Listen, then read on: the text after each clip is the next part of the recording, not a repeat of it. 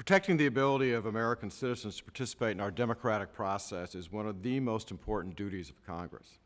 That requires ensuring that aliens, both those here legally and illegally, are not unlawfully registering and voting, spending money to support or oppose candidates in state referenda, or distorting and diluting representation of citizens by being included in apportionment and redistricting. We know that aliens are registering and actually voting, although we don't know the extent of the problem, since the vast majority of states are not verifying citizenship. But the indicators that it's occurring are there, and it's important to understand that every vote by an alien voids the vote of a citizen. To verify the accuracy of voter registration data, state election officials should be given complete and easy access to the SAVE system that Secretary Byrd mentioned, but also to the E-Verify system. Federal courts obtain their lists of potential jurors from state election officials. When someone is not a U.S. citizen, they are excused from jury duty, yet the federal courts are not forwarding that information back to secretaries of state so they can take appropriate action.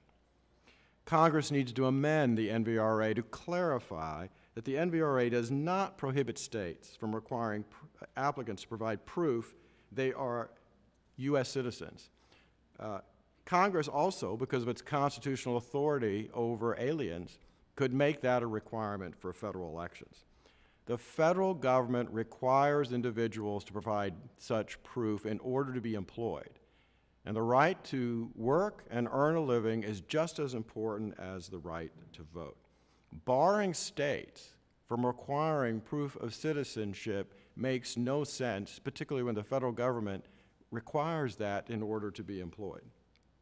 The federal application for naturalization form asks whether an alien has, quote, ever registered to vote or voted in any federal, state, or local election in the United States.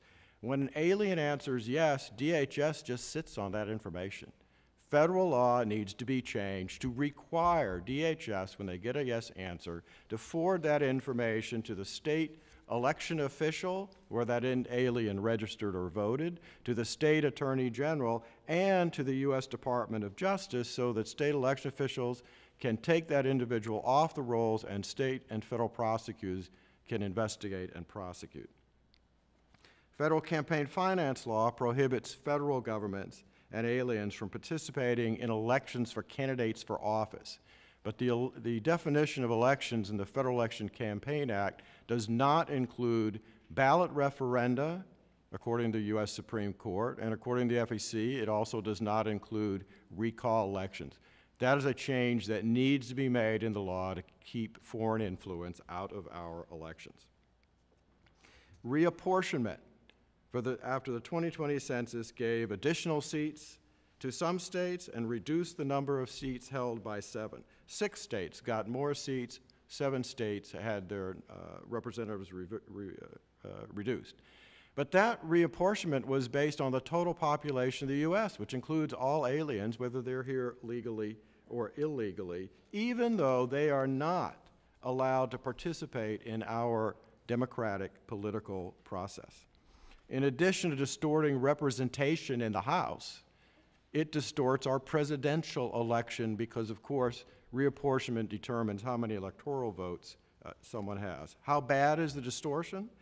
A 2015 report by the Congressional Research Service estimated that apportionment based on citizen population would give additional seats to 7 states and reduce the number of seats in 4 states.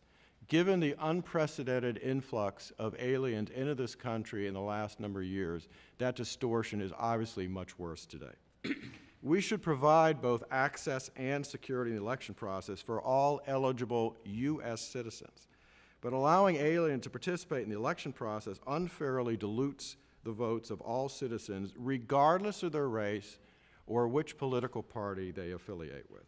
Congress and the states need to take steps to stop this from happening. Thank you.